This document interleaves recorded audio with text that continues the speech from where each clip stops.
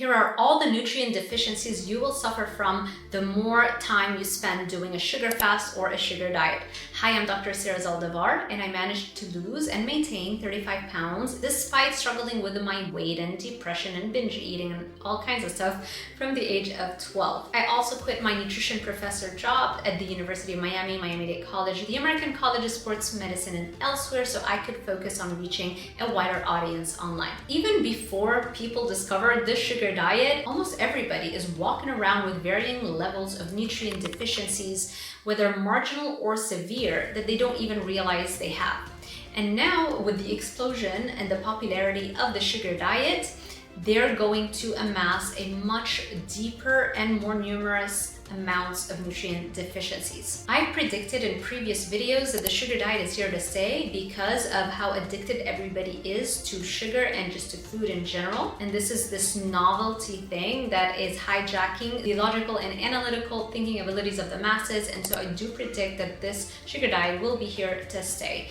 Not only because of its addictive pull, but also because it does not tackle the root cause of being overweight, and so people will feel that they're stuck in the cycle where they're doing a sugar fast or a sugar diet, they lose the weight, but then eventually you cannot sustain this forever. You're not gonna be able to live the rest of your life eating nothing but fruits, fruit juices, and then candy, and then a teeny tiny amount of lean protein, right? Eventually it's going to catch up with you. And so the weight regain is almost certain. And then if they get stuck in the cycle, they're gonna repeat and repeat the amount of times that they do the sugar diet. And so this is catastrophic given what I'm gonna go over with regards to all the nutrient deficiencies that they're going to amass. So what are these nutrient deficiencies that you start to develop? Number one, magnesium. We all know the more sugar you eat, the more magnesium is excreted from the body.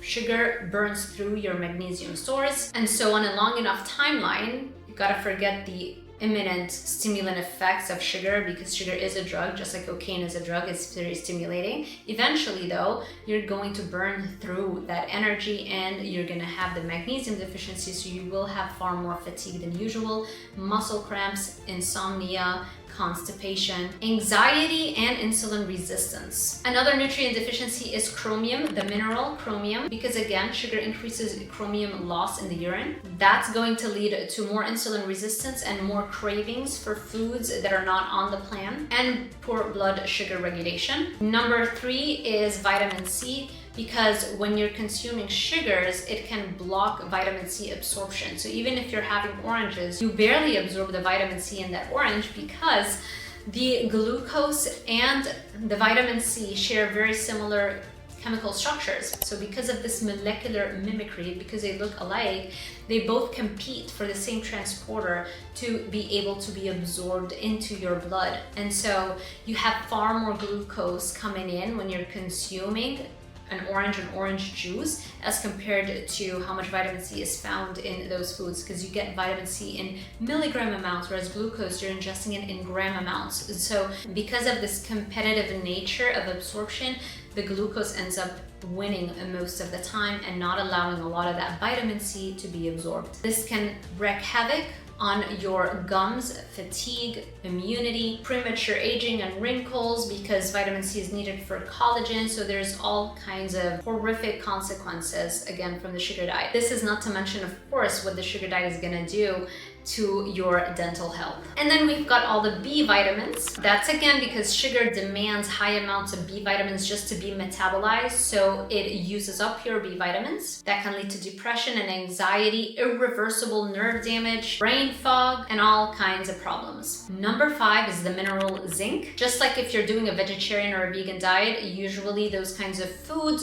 do not have high amounts of zinc, and so unless you're doing something like a keto or a paleo or a carnivore diet, you're probably not getting enough zinc into your system. That can affect your taste buds, it can affect your ability to smell, it can lead to weakened immune system and poor wound healing. Number six is calcium. When you eat sugar, especially the fructose component of the sugar, which that's the part that gives it the sweet taste, the more fructose you're ingesting, the more you are losing calcium in the urine. And so the body starts to pull calcium from your bones to regulate elevate its blood levels of calcium, and so now you start having osteoporosis and weakened bones and potentially fractures. It can also affect muscle function and cramping and nerve problems. Number 7 is vitamin D. Even though technically you're supposed to get vitamin D from the sun, a lot of times we're indoors and we're not really getting it from an outside source. However, if you do consume enough fatty fish like salmon, you can get enough vitamin D. But on this diet, you're not supposed to consume fatty protein. You're supposed to consume very small amounts of very lean protein, like a chicken breast, and in small amounts.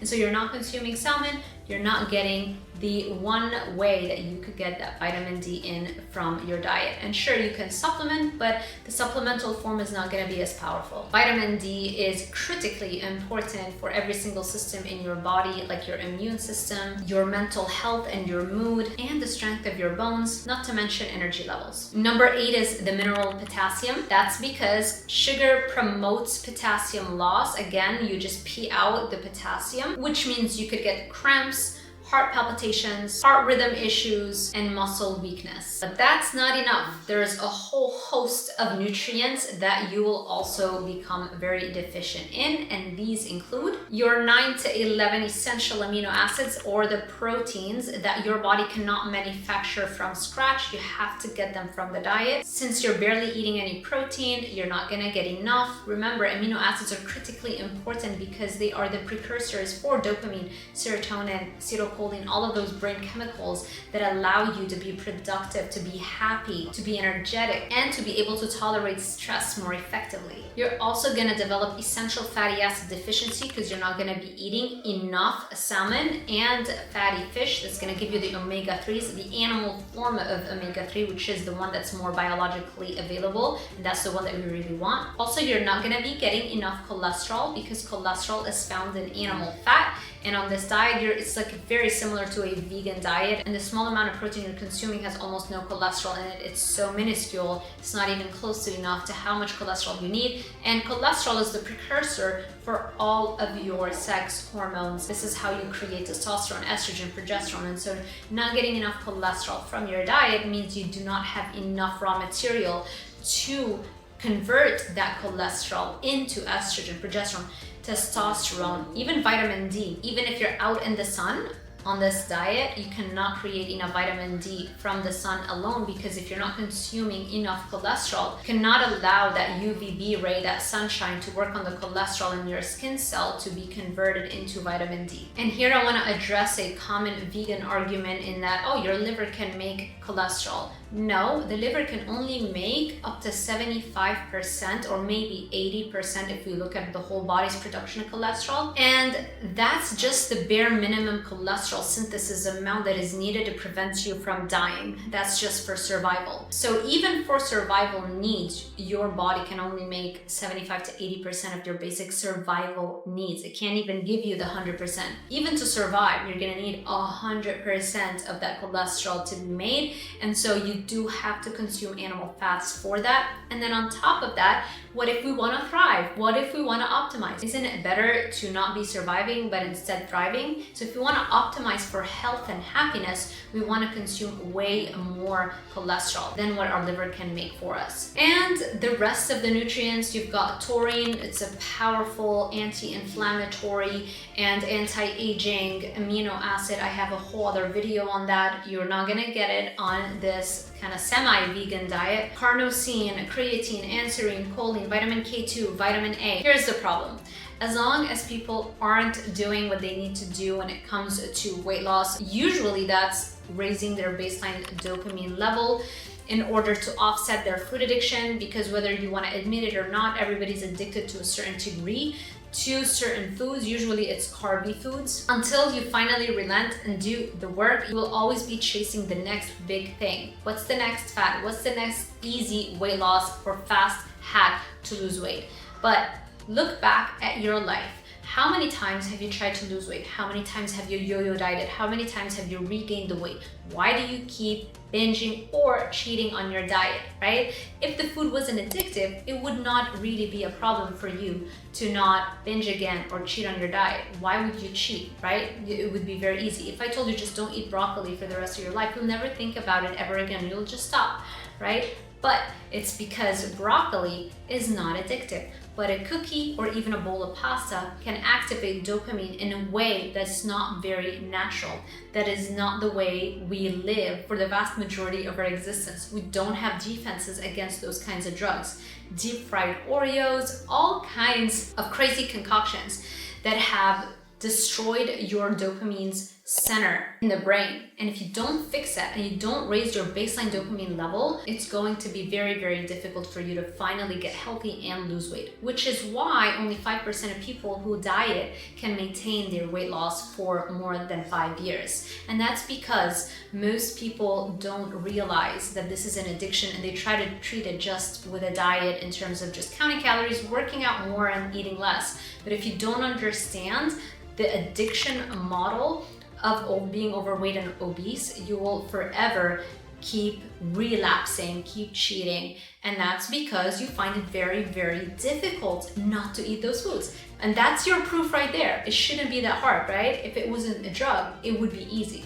But the harder it is for you to steer clear from those foods, this is all the proof you need that those foods are that addictive. And every time it feels hard to not eat them, remind yourselves, this is why I can't eat them, because that's how addictive they are. Why am I feeling this way? For a cookie? Really? Yeah, it's a drug. So to learn more how to raise your baseline dopamine levels, just like I did, to be able to lose weight, check out the fitness bundle. It's a compilation of 3 guides: Dopamine Brain, Dopamine Body, and Monster Mindset. And in it, I go over all the tools that I've used to raise my baseline dopamine levels so that I am not vulnerable to addictions. And for me, it was the food addiction that had ruined my life. And that's also the topic of my dissertation that I spent 7 years at the University of Miami studying to get my doctorate in the Exercise Physiology and Nutrition. And so check it out on drzaldivar.com/shop. And if you need one-on-one help coaching, then check it out at drzaldivar.com/coaching. And I also hold group coaching sessions on drzaldivar.com/group coaching. And finally, if you are intrigued about the kind of diet that I follow, I will send you a free copy of my guide, The Carnivore Diet, when you sign up to my newsletter at drzaldivar.com/newsletter. I hope this was helpful. If you have friends or family members that are currently hijacked following the sugar diet, please warn them, share it with a friend or family member that might benefit from this information.